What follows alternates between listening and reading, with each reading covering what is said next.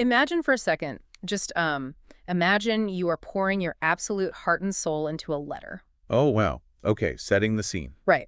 So you are laying all your vulnerabilities on the table. You're trying to express this deep, raw affection you have for someone. And you finally hand it to them. Your hands are shaking, and they take it, pull out a red pen, and just start correcting your grammar. Oh, that is brutal. Yeah. Just completely demoralizing. Right. They circle a dangling participle, cross out a run-on sentence, and hand it back to you with a C minus. Because the person with the red pen is, they're so fixated on the proper rules of sentence structure that the actual human connection, like the entire purpose of the letter, it just evaporates. It totally evaporates. It's infuriating, and honestly, it's suffocating. But the wild thing is, this is the exact dynamic we subject ourselves to every single day. Yeah, we perform for society. And we even perform for ourselves. Yeah, exactly. So welcome to the deep dive. I know you, the listener, are always on the hunt for those profound aha moments, the kind of insights that take two completely different worlds of knowledge and suddenly snap them together into perfect focus. And today's deep dive is tailor-made for that exact craving. It really is. We are exploring this fascinating synthesis of ideas that comes from the debut broadcast of a show called The Inner Whisper. What they've done is take a piece of 13th century Persian wisdom and layer it over a brilliant psychological framework from 1992.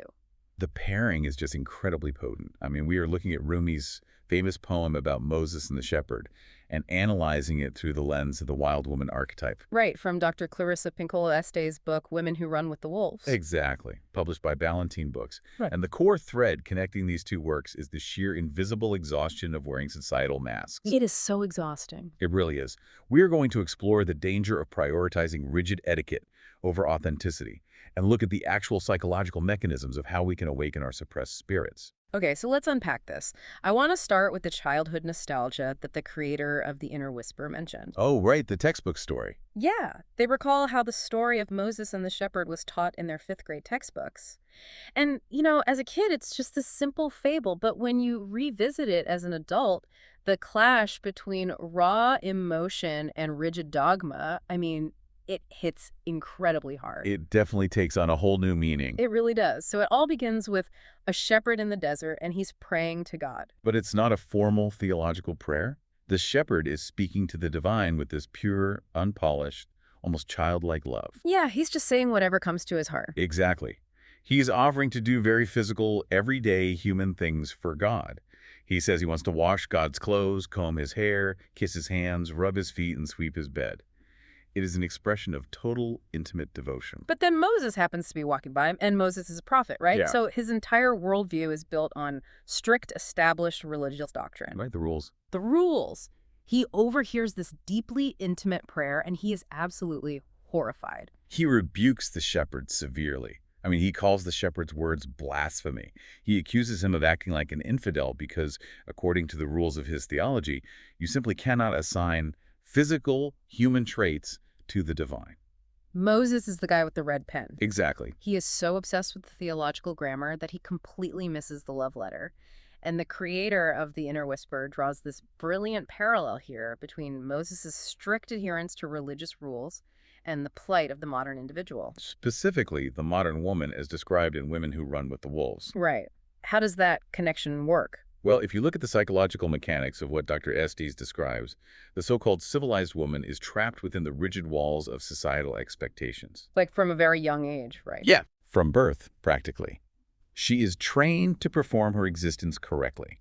She is taught that she must always keep her hair perfectly combed. She must suppress her anger to avoid being labeled difficult. She must remain compliant, and she must constantly project a pleasant smile. Regardless of her actual internal state. Exactly. It doesn't matter how she feels inside.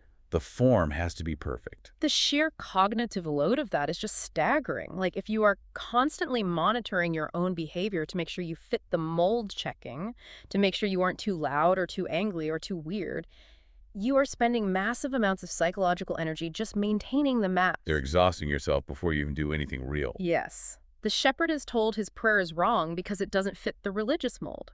And the modern woman is told her nature is wrong if she doesn't fit the polite, civilized mold. And the consequence of that constant self-policing is intense alienation. In the Rumi poem, after being scolded by Moses, The shepherd is utterly heartbroken. He thinks he did something terrible. He believes he has committed a terrible sin. So he tears his clothes in despair and flees deep into the lonely desert. Which is such a tragic image. I mean, he runs away from the very person who is supposed to be his spiritual guide. And that physical exile to the desert, it perfectly mirrors the internal state of someone who has over-adapted to societal expectations. It's the inner desert. Yes. Beneath the polite smiles and the manicured exterior, there is often a profound, vague, almost unexplainable longing. Dr. Estes describes it as a buried desire to run free in the untouched wilderness. Because they've lost touch with who they actually are. Exactly. The person feels entirely separated from their powerful, intuitive, original instincts. They are wandering in an emotional desert. So surviving in that desert requires an intervention, which brings up one of the most cinematic and honestly striking myths from Dr. Estes' work, the tale of La Loba, or the wolf woman. Oh, this story is incredible. La Loba provides a vivid map for psychological recovery. It really does. So how does her story go? The myth describes this ancient woman who wanders the desert landscapes, and she's endlessly searching for the bones of dead wolves. She gathers them, piece by piece, until she manages to assemble an entire, complete wolf skeleton on the desert floor. And then she does something really specific, right? Yes. Once the skeleton is complete, she stands over it and sings an ancient song. And as she sings, this miraculous resurrection occurs. Flesh starts to grow back onto the bones, then skin covers the flesh, and finally the wolf takes a breath and springs to life. It's such a visceral image. It really is. It starts running toward the horizon, and as it runs, it transforms from a wolf into a free, wildly alive woman. It is a phenomenal narrative of returning to life. It is, but I have to pause and ask about the real-world application here, because gathering literal bones and singing ancient songs is a beautiful metaphor, sure. Right, but what does it mean practically? Exactly. If I'm the listener trying to apply this on a Tuesday afternoon, what is a bone in this context? I mean, we aren't out scavenging in the dirt. Well, the desert in the story represents our own internal isolation. It's that quiet loneliness when we realize we are living a life that isn't authentic to us. Okay, so the bones. The bones are our discarded pieces. They are the creative passions you gave up on because someone told you they weren't practical. They are the boundaries you stopped enforcing because it was just easier to be polite. Wow. Okay. The bones are your raw instincts buried under years of socialization. So we have to go into our own psychological desert and actively search for those parts of ourselves we left behind. That makes so much sense. So what does the singing look like then? Singing is the act of giving those broken pieces your focused, uncompromising attention. Like validating them. Yes. It might look like carving out time for your art again, even if it's messy. Or it might be going to therapy to uncover why you always say yes when you actually want to say no. It's doing the work. It is the hard, quiet work of acknowledging what you actually desire. That focused attention is the psychological song that resurrects a deadened spirit. You are literally breathing life back into the things you were forced to abandon. I love that. And speaking of resurrecting what was lost, the shepherd's story in the Rumi poem doesn't just end with him crying in the desert. No, a crucial turning point happens. God intervenes directly. God steps in and is like, hold on a second. Exactly. A revelation is sent to Moses, essentially rebuking the prophet for his rigidity. The divine message is very clear. It says, you came to unite, not to divide. God makes it incredibly obvious that the divine does not care about outward forms or the proper speech of religion. The divine is looking at the inner spirit and the emotional state of the person praying. Right. The grammar doesn't matter, the heart does. And that revelation completely shatters Moses' worldview. Realizing his massive failure as a spiritual guide, Moses runs into the desert to track down the shepherd. To fix this mistake. Yes. And when he finds him, he delivers the ultimate permission, which Rumi captures in this famous, beautiful line. He says, seek no form or order. Say whatever your constricted heart desires. Seek no form or order. Say whatever your constricted heart desires. I mean, on the surface, that sounds like pure, joyful liberation. Just drop the mask and let it all out. It is liberation, definitely. But we have to acknowledge that this is also a highly dangerous instruction. Wait, dangerous? How so? Well, to say what your heart truly desires, you first have to know what is actually in there. And frankly, what resides in the depths of our psyche isn't always pure, innocent love, like the shepherd's prayer. Ah, okay. The darker stuff. Right. To drop the mask, you have to be willing to look at the dark, hidden, deeply uncomfortable truths about yourself and your life. And the sources illustrate this danger using another story from Dr. Estes' book, right? The story of Bluebeard, which, man, this one is significantly darker than La Loba. It is very dark, yes. But it hits on a very real human tendency to avoid looking at the ugly stuff. The Bluebeard myth is essential for understanding shadow work.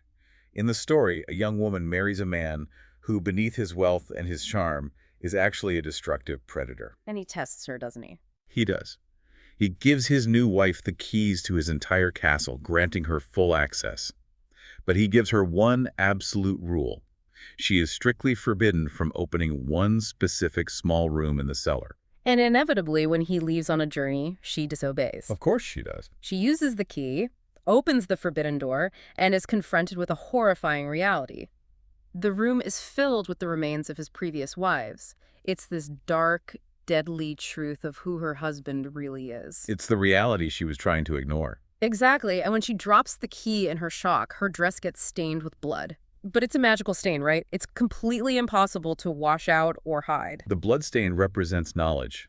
She can no longer pretend she doesn't know the truth of her situation. But I want to challenge the lesson here for a second, because from a certain angle, opening that forbidden door seems like an act of self-sabotage. I mean, she had a comfortable life in a beautiful castle. By looking behind the door, she completely destroys her own comfort. That's a fair point, but It just reminds me of, when you've been ignoring your finances for months, you're spending recklessly, and you refuse to open your banking app. You know it's bad, but as long as you don't look, you don't have to deal with the panic. So why is the book advising us to actively trigger the panic and ruin the illusion of safety? because that safety is a toxic illusion. The psychological translation of the Bluebeard story is that maintaining comfort at the expense of truth requires you to stay naive. And naivety is incredibly dangerous. So ignorance isn't bliss, it's just a trap. Exactly. Opening the forbidden door in our own minds means bravely choosing to face toxic motives, paralyzing fears, or destructive relationships that are quietly draining our life's potential. You can't fix the bank account until you endure the panic of looking at the balance. Precisely. If you don't open the door, the predator within which, could be your own self-sabotaging thoughts, or an external toxic influence you're tolerating, it will eventually destroy you. Wow. You must recognize the dark reality so you can mount a defense for your own soul. You just have to abandon naivety to mature. So saying what your constricted heart desires isn't just about joyful self-expression. Sometimes it's having the courage to look at your life and say, this situation is killing me and I need to get out. And navigating that kind of darkness requires a very specific toolkit, which brings in the folklore of Vasilisa the Wise. I'm glad we are digging into this one because Vasilisa is a classic tale, but it requires some context. Vasilisa is forced to go deep into a terrifying dark forest to fetch fire from Baba Yaga. Right. And for those unfamiliar with Slavic folklore, Baba Yaga is not a fairy godmother. Definitely not. She is a fearsome, wild witch who lives in a house standing on chicken legs. She represents the terrifying, uncompromising, and deeply powerful truth of nature. She is dangerous, but she holds the fire, the vital energy that Vasilisa needs to survive. But Vasilisa has to navigate this incredibly dangerous forest with almost nothing to protect her. She doesn't have a map. She has no weapon. No, but what she does have is a tiny doll tucked inside her pocket, given to her by her dying mother. When she is lost in the dark, she feeds the doll a little bit of bread, and the doll points the way. So what does the doll represent? Psychologically, that doll is the embodiment of our inner intuition. When Vasilisa is surrounded by danger and the old rules no longer apply, she has to stop looking for external validation. She can't ask anyone else what to do. Exactly. She has to trust that small, quiet instinct inside her pocket to navigate the darkness, which eventually leads her to Baba Yaga, where she earns a glowing skull lantern to light her way home. She learns to trust her inner whisper. That is the core mechanism of survival in the psychological forest. Here's where it gets really interesting for me, though, because when we talk about all these concepts, running with wolves, facing predators, fetching fire from frightening witches, the word wild gets thrown around a lot. It does. And I think we need to define what that actually means, because modern society has a very specific and usually negative association with that word. We really do. When people hear phrases like wild woman or a wild soul, our cultural conditioning often pictures someone who is unhinged or chaotic or dangerously destructive. Right, like we picture someone acting without regard for consequences, like a person who just breaks social contracts for the sake of being rebellious. But that's a severe misreading of Dr. Estes' work. It's a complete distortion, right? It is. The source material expands on Dr. Este's specific definition of the wild soul, and it has absolutely nothing to do with chaos. To be wild, in this psychological framework, means living in total, unbroken harmony with nature, with your own inner intelligence, and with pure, unadulterated creativity. It's about modeling yourself after an actual wolf in the wild. Yes, if you observe a healthy wolf in its natural habitat, you will see it isn't erratic at all. A wolf is incredibly sharp, it is remarkably brave, it relies heavily on its honed instincts to survive, and perhaps most importantly, it is fiercely, deeply loyal to its pack. Wow, okay. That is what it means to have a wild soul. It means being sharply attuned to your own truth and fiercely loyal to the people who truly belong with you. But finding those people, finding your true pack, is a massive challenge when you've spent your whole life wearing a mask. Which brings in the classic story of the ugly duckling. The ugly duckling is perhaps the ultimate psychological framework for anyone who feels chronically alienated. How does it fit into the wild soul? Well, in this context, this story is for anyone, regardless of gender, who feels like their core values, their humor, or just their way of moving through the world is constantly misunderstood by their family, their workplace, or their culture. You just spend your life being told you are a terrible, awkward, ugly duck simply because you don't act like the other ducks. You don't fit the expected form. Right. And the vital truth embedded in that fairy tale is profound. It tells us you are not ugly. You are not fundamentally broken or flawed. You simply haven't found your tribe yet. You haven't located your fellow swans. Because if you spend your entire life trying to shrink yourself to fit comfortably into a duck pond, you'll never realize you have the wingspan to fly. That is a beautiful way to put it. You have to be willing to endure the loneliness of the desert, just like La Loba gathering bones, until you can find the pack where your specific instincts are celebrated, rather than punished or policed. And when we pull all these threads together, the overarching synthesis is incredibly powerful. I mean, we have a 13th century shepherd being scolded for the grammar of his devotion, juxtaposed with 20th century psychological archetypes of women digging up bones and facing down the predators in their own cellars. It all ties back so beautifully to why the original broadcast we are sourcing today was named The Inner Whisper. The creator chose that name as a profound reminder. To truly be alive, to truly speak, and to genuinely be heard in this world, we absolutely do not need to wear masks. We don't need the strict, suffocating etiquette of Moses, and we don't need the rigid, polite expectations placed on the modern individual.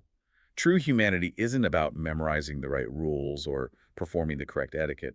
It is about kindness. It's about humility. It's about having the ability to see the divine light in others, regardless of whether their theological grammar is perfect or their hair is neatly combed.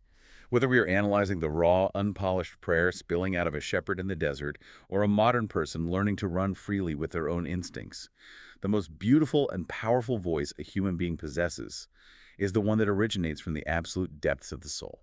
It's not loud, it's not performative. It is a simple, clear, flowing inner whisper. And that instinctual whisper can be heavily suppressed by society, by institutions, or just by our own fears of rejection. But as the source material reminds us, it never truly dies.